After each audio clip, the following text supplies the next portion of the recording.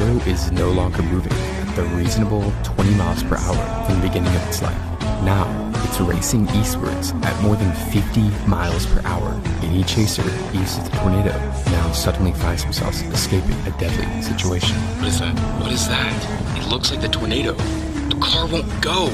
I've got to get out of whatever this is. The car just isn't going. Twistex's Chevy, with less power than Robertson's Toyota, falls behind him. The rear dash cam captures the car disappearing from a pair of headlights to a single speck of light.